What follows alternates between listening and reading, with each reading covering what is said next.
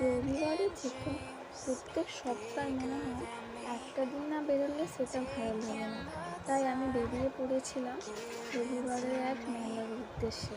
তো তবু এটা আমার ফার্স্ট টাইম মেলা। এটা হচ্ছে আমাদের ভট্টনগর। তোমরা যারা খুলনা সালকিয়া এলাকায় থাকো তারা নিশ্চয়ই জানবে ভট্টনগরের অন্নপূর্ণা পুজোয় কতটা বড় মেলা হয়। তবুও এটা আমি ফার্স্ট টাইম মেলাটা দেখলাম। আমার তো ভীষণ ভালো লেগেছে। সন্ধ্যাবেলা আমরা বেরিয়ে পড়েছিলাম মেলাটা দেখতে।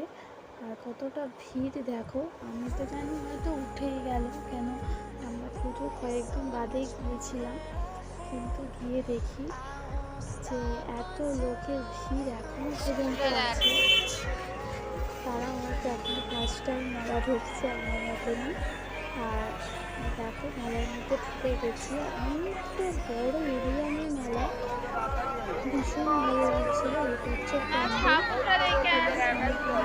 আছে। একটা জিনিসই তো জানো, এই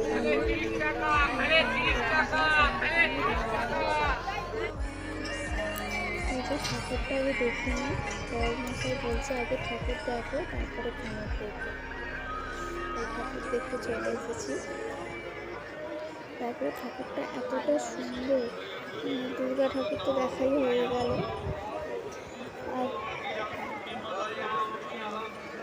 দেখো দুর্গা ঠাকুর দেখে সেই মেলা বেরিয়ে পড়েছি। আর এটা সমস্ত রকমই আইটেম বসেছে, শাড়ি, জামা, জুতো, ছেলেদের টি শার্ট, সমস্ত রকম তোমরা দেখাচ্ছি তোমাদের। দেখো লেডিস এবং জেন্টসের ব্যাগ।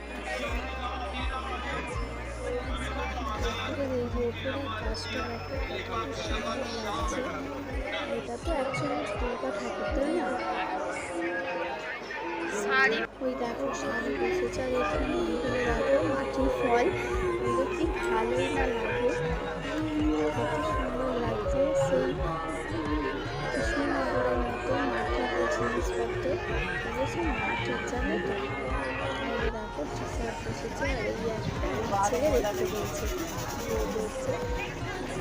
তবে খুব মজা করেছে, জানো তো। আমার তো ভীষণ ভালো লাগছিল। আমার বড়োদেরও লাগছে, তবে আমি নিশ্চয়ই চাপতাম, কিন্তু দেখতে বসে বড়োদের নেই। এই যে এই কাঁচের দোলনা এগুলো আছে, কিন্তু আমাকে নিয়ে এসে দোলনা কোনোদিন আমি চাপতে পারবো না, আমার ভীষণ মজা করে। তোমরা কমেন্টে জানিও তোমাদের ঘোরাবি ছেলে ভয় লাগবে কি বাই চান্স স্টার্ট হয়ে জলে পড়ে যায়, কিন্তু না, ঘোড়াটাকে ঘোরা ভালো করে দু হাতে দুদিকে আছে দেখ, খুব ভালো লাগছে। ভালো করে ঘোরা প্যাডেল কামানো। উল্টো দিকে একটা বড় মিকি মাউস বসেছে, এরকম প্যাডেল কর। খাবার খাওয়ার জন্য আমি বায়না করবো না, এইসবের জন্যই বায়না করবো। হাসিটা দেখো কতটা আনন্দ পেয়েছে, এটাকে গিয়েই দেখতে পেয়েছে, গিয়েই বলছে আমি এটাকে চলবো। না করছিলাম, তার বললাম না ভালো বেশি। আবার ওর নাম বড়কে বলছিলাম যে যদি একটু আমাদের থাকতো খুব ভালো হতো, বড়দের ব্যবস্থা থাকলে খুব ভালো হতো, কিন্তু ব্যাড লাক, বড় হয়ে গেছি, এখনকার বাচ্চা নেই, তাই বড়দেরই সব দোলনা চড়তে হবে।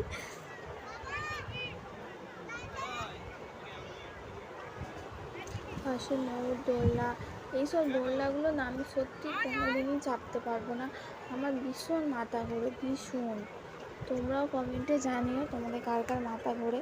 আমার তো মানে একবার চাপলে আমি আর ওখানে থাকতেই পারবো না, আমাকে বাড়ি চলে আসতে হবে, শুয়ে পড়তে হবে, এতটা মাথা ঘোরে।